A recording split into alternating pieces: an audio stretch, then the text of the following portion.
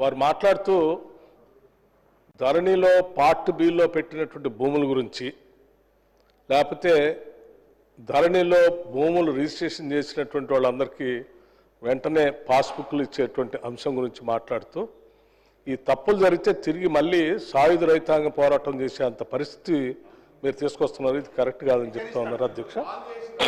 అధ్యక్ష, సాయుధ రైతాంగ పోరాటం స్ఫూర్తితోనే కాంగ్రెస్ ప్రభుత్వం ఆనాటి నుంచి ఈనాటి వరకు భూములపై హక్కులకి ప్రజలు కల్పిస్తూ వచ్చింది అధ్యక్ష. ఆనాడు సాయుధ రైతాంగ పోరాటం ఏంటి? దున్నేవాడిదే భూమి, ఇదే కదా నినాదం. దున్నేవాడిదే భూమి అనే నినాదమే సాయుధ రైతాంగ పోరాటం యొక్క ప్రధాన నినాదం.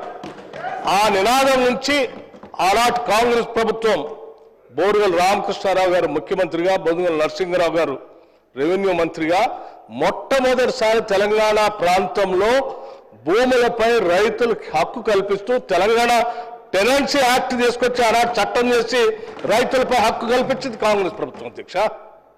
ఆనాటి